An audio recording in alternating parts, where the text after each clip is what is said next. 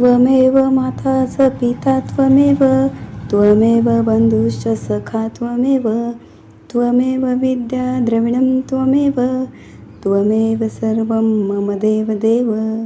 आजपासून श्री ज्ञानेश्वर माऊली यांचा मराठीतील हरिपाठ आजपासून आपण पाहणार आहोत. श्री हरी.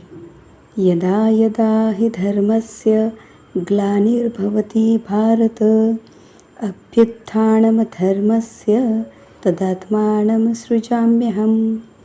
श्री भगवान अर्जुनाला म्हणतात, हे भारता, जेव्हा जेव्हा या विश्वात धर्माचा ऱ्हास होऊन अधर्म वाढू लागतो, तेव्हा तेव्हा मी त्या त्या कार्याला अनुरूप स्वरूपात स्वतःला प्रकट करतो.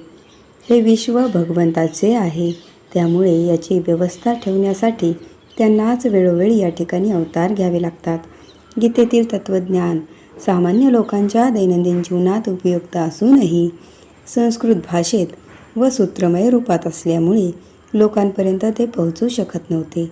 यासाठीच भगवंतांनी ज्ञानेश्वर रूपात अवतार घेऊन भावार्थ दीपिकेच्या रूपाने तेच तत्त्वज्ञान लोकभाषेत व उदाहरणाच्या साहाय्याने सुलभ केले.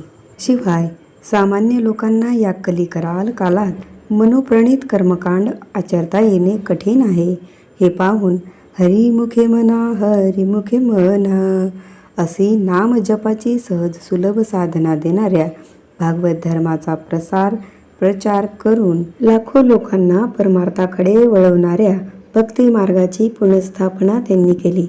या अवतारात भक्तांबरोबरच अभक्तांनाही त्यांनी प्रेमाने भक्तप्रवण केले. त्यांचे हे प्रेम पाहून त्यांना संत मंडळींनी माऊली म्हणजेच माता म्हणून संबोधले.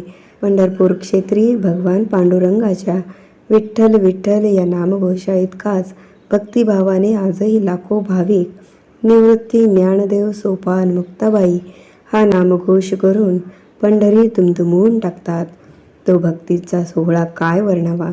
याचा मराठी भाविकांना खात्रीने लाभ होईल व एक चांगले चरित्र वाचायला मिळण्याचा आनंद मिळेल अशी अपेक्षा करते.